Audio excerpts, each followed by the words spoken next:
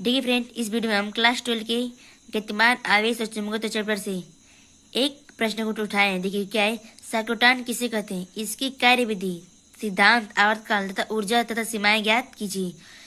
देखिए वीडियो बहुत लंबा हुआ, लेकिन हम आप लोगों को बेसिक्स पूरा समझाएंगे, मतलब एक एक टॉपिक। देखिए पहले क्या है, साइक्लोट्रॉन किसे कहते हैं, मतलब देखिए ये हमारा क्या है, साइक्लोट्रॉन। देखिए लिखेंगे पहले देखिए देखिए इसमें डी आकार के, देखिए इसमें डी आकार के दो धात्विक, देखिए इसमें डी आकार के दो धात्विक चैम्बर होते हैं, इसमें डी आकार के दो धात्विक चैम्बर होते हैं, जिन्हें हम क्या कहते हैं, डीज। इन्हें हम क्या कहते हैं, डीज कहते हैं। इन डीज को देखिए, इन डीज को D1 और D2, D1 और D2 के बीच गैप होता है। देखिए D1 और D2 के बीच क्या है, गैप। क्या होता है, जहां पर आवेशित कण, देखिए जहां पर आवेशित कण हमारा क्या है, ये हमारा क्या है, आवेशित कण। जहां पर आवेशित कणों का स्रोत रखा होता है, यहीं पर आवेशित कणों का स्रोत रखा होता है। डीज का संबंध, देखिए डीज का संबंध D1 और D2, देखिए डीज का संबंध जो है D1 और D2, D1 और D2 उच्च आवृत्ति, देखिए उच्च आवृत्ति दोलित्र, देखिए मैंने उच्च आवृत्ति दोलित्र से, देखिए उच्च, ये हमारा क्या है, उच्च आवृत्ति दोलित्र। यह संबंध किससे है, उच्च आवृत्ति दोलित्र। यह संपूर्व, देखिए ये संपूर्व प्रस्था दो चुंबकीय, ये देखिए यह संपूर्व प्रस्था दो चुंबकीय, देखिए नॉर्थ और साउथ, उत्तरी ध्रुव और दक्षिणी ध्रुव के बीच रखा जाता है, के बीच क्या है, रखा जाता है। देखिए फ्रेंड क्या है, इसमें डी आकार के, देखिए इसमें डी आकार के दो धात्विक चैम्बर होते हैं, जिन्हें हम कहते हैं डीज कहते हैं। इन डीज D1 और D2 के बीच गैप होता है। क्या होता है, गैप होता है। जहां पर आवेशित कणों, देखिए जहां पर आवेशित कणों, ये हमारे आवेशित कणों का स्रोत रखा जाता है, स्रोत यहाँ पर रखा जाता है। डीज का संबंध, देखिए जो डीज हमारा है, इसका संबंध किससे, उच्च आवृत्ति दोलित्र से, उच्च आवृत्ति दोलित्र से। देखिए इसमें क्या है, फिर देखिए दो चुंबकीय क्षेत्र, देखिए दो चुंबकीय क्षेत्र नॉर्थ और साउथ के बीच रखा जाता है। अब चलिए अब इसी चित्र जो बनाए उसको लिखना होता है। देखिए इसमें जो लिखे हैं, इसमें डी आकार के दो धात्विक चैम्बर होते हैं, इसमें डी आकार के दो धात्विक चैम्बर होते हैं, जिन्हें डीज कहते हैं। देखिए इसमें डी आकार के दो धात्विक चैम्बर होते हैं, जिन्हें हम क्या कहते हैं, डीज कहते हैं। इन डीज में D1 और D2 के बीच गैप होता है। देखिए D1 और D2 के बीच क्या है, गैप, गैप होता है। और देखिए क्या है, आवेशित कणों का स्रोत, देखिए जहां पर आवेशित कणों का स्रोत रखा जाता है, जहां पर आवेशित कणों का स्रोत रखा जाता है। डीज का संबंध, देखिए डीज का संबंध D1 और D2 उच्च आवृत्ति दोलित्र से, देखिए डीज संबंध D1 और D2 उच्च आवृत्ति दोलित्र से है। यह संपूर्ण प्रस्था, देखिए दो प्रबल चुंबकीय, देखिए दो प्रबल चुंबकीय नॉर्थ और साउथ, उत्तरी ध्रुव और दक्षिणी ध्रुव के बीच रखा जाता है, देखिए के बीच रखा जाता है। देखिए ये हमारा क्या हो गया, देखिए जो चित्र में जो बनाया है इसको लिखे। अब देखिए क्या है, प्रश्न क्या हमारे, साइक्लोट्रॉन किसे कहते हैं, चलिए देखते हैं। देखिए साइक्लोट्रॉन, देखिए साइक्लोट्रॉन एक ऐसी युक्ति है जिसकी सहायता से आवेशित कणों जैसे प्रोटॉन, अल्फा कणों, न्यूट्रॉनों या आयनों को उच्च ऊर्जा तक त्वरित किया जाता है। आयन मतलब धनायन तथा ऋणायन को। देखिए साइक्लोट्रॉन एक ऐसी युक्ति है जिसकी सहायता से आवेशित कणों जैसे प्रोटॉनों, अल्फा कणों, न्यूट्रॉनों या आयनों को उच्च ऊर्जा तक अवतरित किया जाता है। उच्च मतलब ज्यादा। कार्यविधि, देखिए इसे अब देखेंगे कार्यविधि। देखिए दूसरा क्या है हमारा, इसकी कार्यविधि, फिर सिद्धांत बताएंगे, फिर आवर्तकाल तथा ऊर्जा, फिर सीमाएं, एक एक टॉपिक देखेंगे। देखिए है कार्यविधि, माना एक बिंदु, देखिए माना एक बिंदु O है, देखिए हमें एक बिंदु मान लेते हैं O, कहते हैं माना एक बिंदु O है। देखिए माना एक बिंदु O है जहां से प्लस Q आवेश उत्पन्न होता है। देखिए यहाँ पर प्लस Q आवेश उत्पन्न हो रहा है, ये हमारा क्या है, द्रव्यमान उत्पन्न होता है। माना इस समय D1 ऋणात्मक विभव है, देखिए जो हमारा है, ये हमारा जो D1 है वो ऋणात्मक विभव है, क्या है, ऋणात्मक विभव। तथा D2, देखिए D2 धनात्मक विभव। देखिए D1 हमारे क्या, ऋणात्मक विभव और D2 धनात्मक विभव। तथा D1 के अंदर, देखिए D1 के अंदर प्रवेश करता है। ये हमारा क्या है, एक खोखला है, एक खोखला चालक है, क्या है, खोखला चालक। D1 के अंदर विद्युत क्षेत्र की तीव्रता होती है, शून्य होती है, जिसकी, क्योंकि इसमें अंदर कोई आवेश नहीं होगा तो इसकी विद्युत क्षेत्र क्या होगी, शून्य होगी। सुनते अतः उस समय देखिए अतः चाहे उस होते अतः उस पर केवल चुंबक क्षेत्र की तीव्रता कार्य करता है। इसमें क्या करेगा, इस पर बस चुंबक क्षेत्र का कार्य तीव्रता कार्य करेगा। ये वृत्त पथ देखिए, ये हमारा क्या है, वृत्त पथ। ऐसे ही वृत्त पथ ये हमारा क्या है, वृत्त पथ। देखिए ये क्या है, वृत्त पथ मोड़ने का कार्य करता है। जो हमारा है ये डी जो हमारा ये वृत्त पथ का मोड़ने का कार्य करता है। D1 और अर्धवृत्त देखिए, D1 हमारा क्या है, अर्धवृत्त करने के देखिए D1 अर्धवृत्त करने पश्चात पुनः धनायन देता है। ये देखिए ये धनायन, और जब ये धनायन देगा D1 तो D2 ऋणायन, और जब D2 धनायन देगा तो D1 ऋणायन बढ़ता है। इस स्थिति में जो भी धनायन बाहर आता है, इस स्थिति में जो भी धनायन बाहर आता है देखिए D2 ऋणात्मक होता है, D2 क्या होता है, ऋणात्मक हो जाता है, और D1 धनात्मक हो जाता है। पुनः वही आवेश देखिए, पुनः वही आवेश D1 धनात्मक होता है, पुनः वही आवेश D2 भी धनात्मक हो जाता है, मतलब ऋणात्मक। ये मतलब धनात्मक ऋणात्मक होते रहते हैं, बदलते रहते हैं, मतलब बार बार होते जाते हैं। समझते हैं, जब ये प्रक्रिया बार बार होता है तो जो कण होता है वो आवेशित होता है, जो कण है ये आवेशित हो जाता है। जैसे कि कार्यविधि देखिए, माना एक बिंदु O है, जहां से प्लस की आवेश उत्पन्न होता है। माना इस समय D1 और ऋणात्मक वियोपर तथा D2 धनात्मक वियोपर। देखिए माना एक बिंदु O है जहां से प्लस क्यू आवेश उत्पन्न होता है। माना इस समय D1 देखिए, D1 धनात्मक वियोपर, देखिए D1 ऋणात्मक वियोपर और D2 धनात्मक वियोपर हो जाता है। खोखले चालक D1 के अंदर देखिए, खोखले चालक D1 के अंदर विद्युत क्षेत्र की तीव्रता शून्य होती है। जब उसमें कोई आवेश नहीं रहेगा तो उसकी क्या होगी, शून्य हो जाएगी, उसका आवेश शून्य हो जाएगा। अतः उस पर केवल चुंबक क्षेत्र की तीव्रता कार्य करता है, मतलब चुंबक क्षेत्र की तीव्रता ही काम करता है। ये वृत्त पथ मोड़ने का कार्य करता है। ये वृत्त पथ क्या होता है, देखिए ये वृत्त पथ क्या है, मोड़ने का कार्य करता है। ये वृत्त पथ जो होता है मोड़ने का कार्य करता है, मोड़ने कार्य करता है। D1 अर्धवृत्त करने पश्चात पुनः धनायन इससे बाहर आता है। इस स्थिति में जो भी धनायन बाहर आता है D2 ऋणात्मक हो जाता है और D1 धनात्मक हो जाता है। पुनः वही आवेश D2 धनात्मक तथा D1 ऋणात्मक हो जाता है। जब यह प्रक्रिया बार बार होता है तो जो कण होता है वो आवेशित हो जाता है। अब देखिए इसकी क्या लेंगे, सिद्धांत। अब इसकी सिद्धांत कार्य विधि बता दें, तो कार्य विधि इसकी बहुत महत्वपूर्ण है। अब इसकी सिद्धांत देखिए, इस सिद्धांत क्या है, साइक्लोट्रॉन इस तथ्य पर आधारित है कि जब एक आवेशित कण एक समान चुंबकीय वेग में लंबवत गति करता है तथा विद्युत क्षेत्र द्वारा लगातार त्वरित होता है तो वह बढ़ती हुई त्रिज्या के क्या सर्पिलाकार पथ का अनुसरण करता है तथा उसकी चाल लगातार बढ़ती चली जाती है। देखिए क्या आएगा, ये हमारे क्या आएगा, सर्पिलाकार पथ, और इसकी त्रिज्या बढ़ती जाती है। ये पथ का अनुसरण करता है, इसका चाल हमेशा चलता रहता है। अब लिखेंगे, माना एक आवेशित कण चुंबक क्षेत्र वेग की लंबवत गति करता है, तब उस पर लॉरेंज बल यह बराबर QB sin थीटा। अब थीटा जब करेंगे, थीटा जब करेंगे 90 अंश, थीटा की जगह 90 अंश रखते हैं, तो यह बराबर QB sin 90 अंश। sin 90 अंश का मान sin 90 अंश बराबर 1। अब ये मान यहाँ पर रखेंगे, तो यह बराबर QB sin 90 अंश का मान 1। तो क्या हमारा आएगा, यह बराबर QB। ये हमारा लॉरेंज बल है। क्या है, लॉरेंज बल। अब निकालेंगे अभिकेंद्रीय बल। क्या निकालेंगे, अभिकेंद्रीय। देखिए हमारा लॉरेंज बल क्या है, ये बराबर QB। अब लिखेंगे अभिकेंद्रीय बल।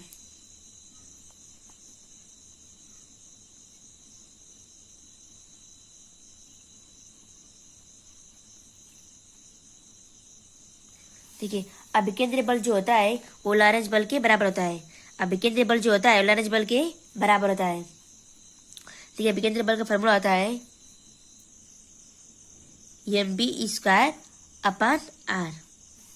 अभिकेंद्रीय बल बराबर mb² अपान r। लेकिन देखिए अभिकेंद्रीय बल जो है वो क्या होता है, लॉरेंज बल के बराबर होता है। तो लॉरेंज बल का फॉर्मूला में क्या है, QB। तो हम इसको यहीं पर रखेंगे, QB बी, क्योंकि विकेंद्र बल लॉरेंस बल के बराबर होता है, इसलिए इसका मान ये रखें। अब लेंगे mv² r। अब देखिए, अब जो कट है काट दे रहे हैं, देखिए एक बी से बी कट जाएगा, यहाँ पर सिर्फ एक बी बचेगा, तो लिखेंगे क्यू बी बराबर mv/r। r बराबर निकालेंगे, r बराबर क्या आएगा, mv/QB,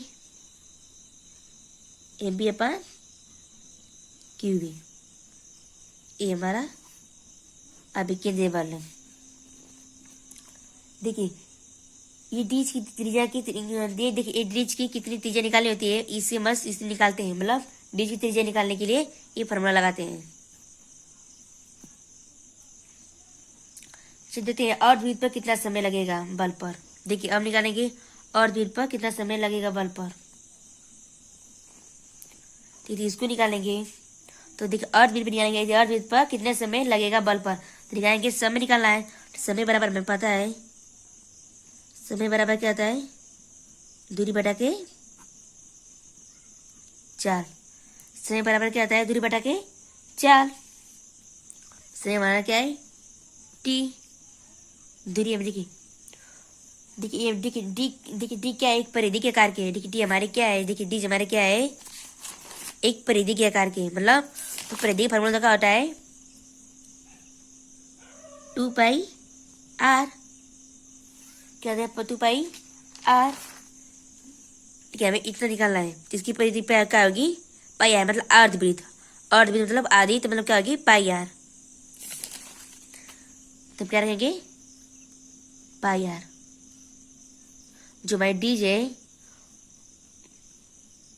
उसकी परिधि निकालनी है, तो परिधि क्या है 2πr। ठीक है, और भी क्या मतलब आधा कराए, तो आधा क्या होगा पाई आर, तो रहेंगे दूरी क्या रहेंगे मतलब पाई आर।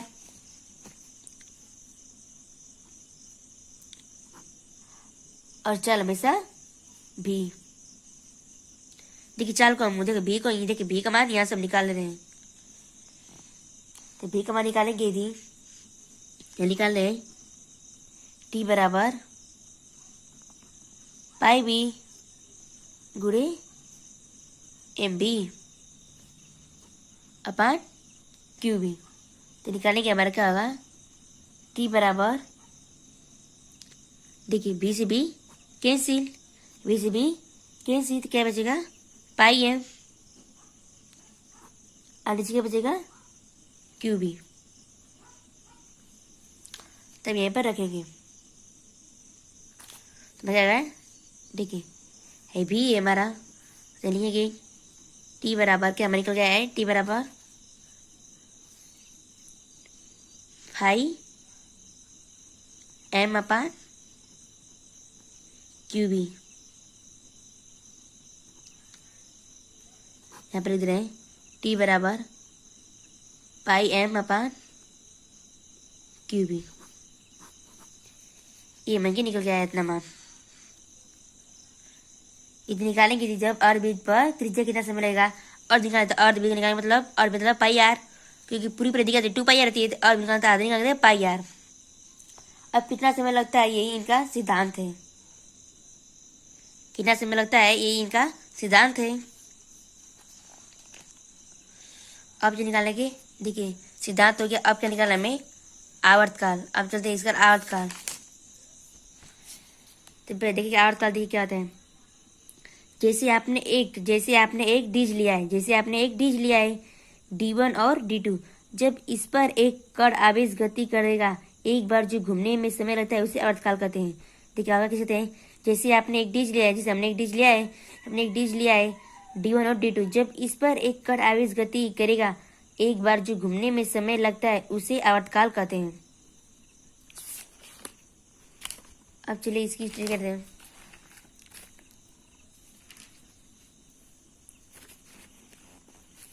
देखिए जब बंदा धनेश कर पर पथ तय करता है तब वो किसी त्रिज्या पर निर्भर नहीं करता है। चलिए आजकल निकालते हैं, तो रखेंगे पर टी बराबर 5m अपॉन क्यूबी। देखिए अभी इसमें एक डिजिट के निकालना है। क्या निकालना है? एक डिजिट के लिए, मतलब जो D1 है उसमें मतलब एक डिजिट के लिए निकालना है। तो 8 बीज मतलब 8 बीज मतलब एक बीज निकालना है, मतलब टी मतलब आधा निकालना है। तो 5m अपॉन क्यूबी ये पूरा समय है। ठीक है, हम देख आधा समय निकालना है, मतलब एक D1 के लिए, मतलब एक डिजिट के लिए निकालना है। तो निकालेंगे तो हमारा क्या आएगा? अब टू किसमें गुणा करेंगे थे तो टी बराबर क्या आएगा? 2πm upon QB. ये हमारे का एक डिजिट के लिए क्या है? एक डिजिट के लिए, एक डिजिट के लिए, एक डिजिट के लिए समय है। अब यहाँ देखिए ऐसी आवृत्ति आवृत्ति देखिए आवृत्ति क्या है? एक बार में कितनी बार कंपन करता है उसकी आवृत्ति कहलाएगी। एक बार में कितनी बार कंपन करता है उसकी आवृत्ति कहलाएगी, क्योंकि आवृत्ति आयतकाल के बीजक्रम होती है। क्योंकि आवृत्ति आयतकाल के बीजक्रम होती है। चलिए सॉल्व करते हैं। तो v बराबर 1/t।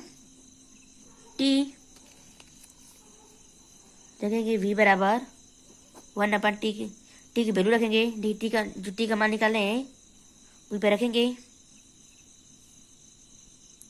जो पहले टी का मान निकालते हैं। देखिए पहले जब टी का मान निकाले हैं ए पर रखेंगे, इसका मान ए पर रखेंगे। 2πm अपॉन क्यूबी तब रखेंगे। तो v बराबर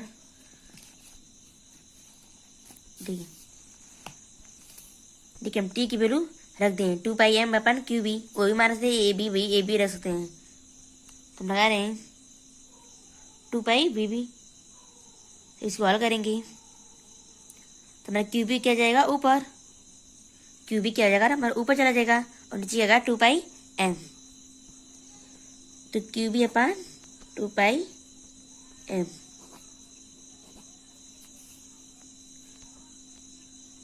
अब निकालेंगे। देखिए यदि आपके पास मतलब आपके पास ओमेगा, आपको कोई ओमेगा कहेगा, ओमेगा के बराबर क्या होता है? मतलब मान लीजिए आपके पास ओमेगा है तो ओमेगा बराबर क्या होता है वो हमें निकालेंगे। पूछ दे ओमेगा का मतलब तो 2π भी करे 2π भी। यदि देखते आपके पास मतलब ओमेगा है तो उसके बराबर निकालना होगा। तो कोणीय मतलब कोणीय वेग बराबर, मतलब कोणीय ओमेगा क्या मतलब कोणीय वेग। ये लेते हैं ओमेगा हमारा क्या है? कोणीय वेग। ओमेगा में क्या है? कोणीय वेग। तो W बराबर 2π इंटू, देखिए अब भी की वैल्यू जो निकाले हैं अब उसको रखेंगे। भी की वैल्यू क्या है हमारा? देखिए भी की वैल्यू हमारा क्या है?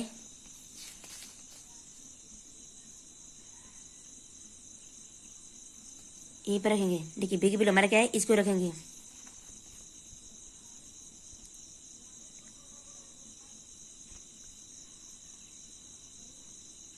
क्यूबी अपन 2π।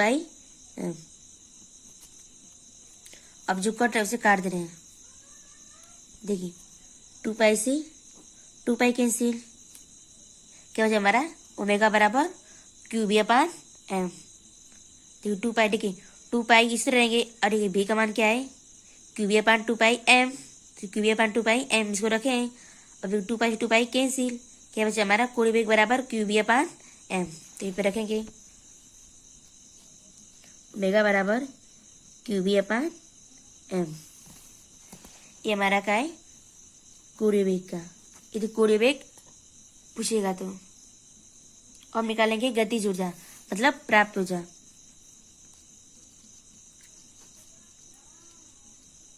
मतलब गतिज ऊर्जा का फॉर्मूला लगाएंगे।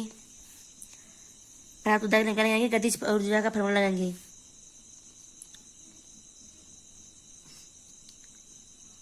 गतिज ऊर्जा ई बराबर क्या होता है, 1/2 mv²।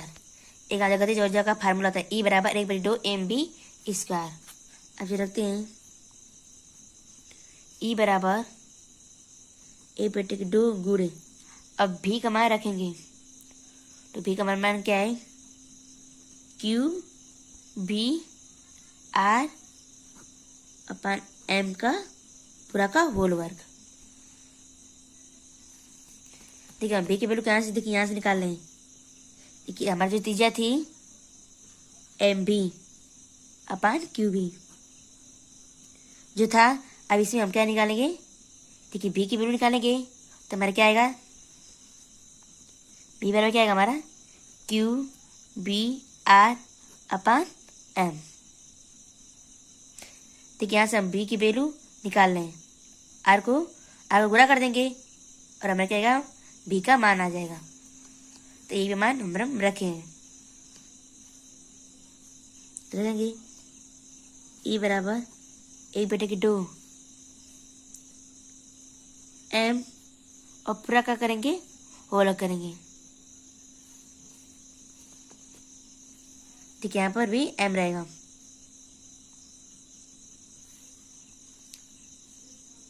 देखिए अब इसको अलग अलग, जैसे पूरा का अलग है इसको हम अलग अलग करते हैं, मतलब जैसे Q का स्क्वायर, B का स्क्वायर और R का स्क्वायर अपन M का स्क्वायर। जैसे पूरा का होल वर्ग है तो हम इसको पूरा क्या कहते हैं, तोड़ देंगे, मतलब पूरे पर स्क्वायर लगा देंगे तो हमारा क्या आ जाएगा।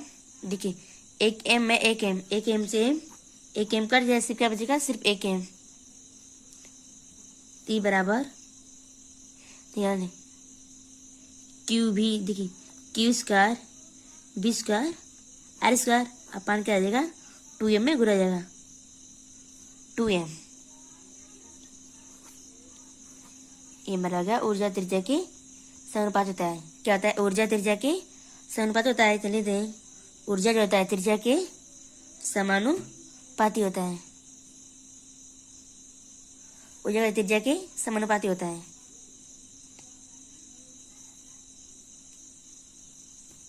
बाकी हम क्या करें, कांस्टेंट मान ले रहे हैं। ऐसे क्या करते हैं, जो देखिए जो ऊर्जा है वो त्रिज्या की क्या होती है, समानुपाती, और बाकी को हम क्या करें, कांस्टेंट मान लेते हैं।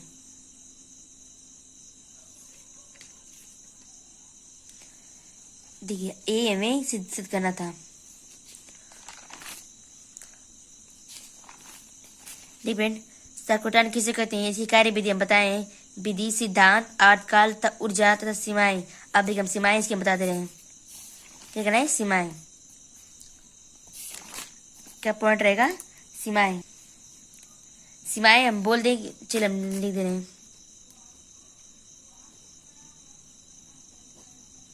सीमाएं डालेंगे, अब लिखेंगे सर्कुटान की सहायता से अनावश्यक कण जिसे न्यूट्रॉन की त्वरित नहीं किया जाता है, लिखेंगे साइक्लोट्रॉन। साइक्लोट्रॉन की सहायता से, साइक्लोट्रॉन की सहायता से, साइक्लोट्रॉन की सहायता से अनावेशित कण, मतलब अनावेशित, जिस पर धनावेश नहीं हुआ, अनावेशित कण, अनावेशित कण जैसे न्यूट्रॉन,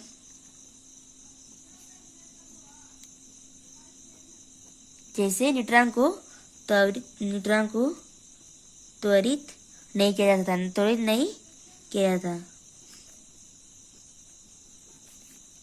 नहीं किया जाता। पहला पॉइंट। दूसरा पॉइंट लिखेंगे साइक्लोट्रॉन को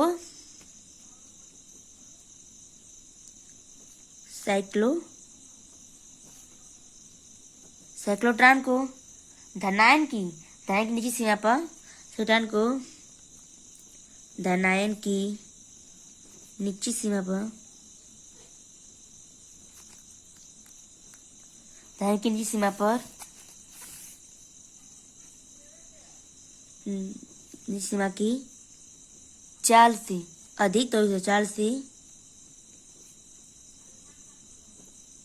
अधिक त्वरित नहीं किया था, अधिक त्वरित नहीं किया जा सकता।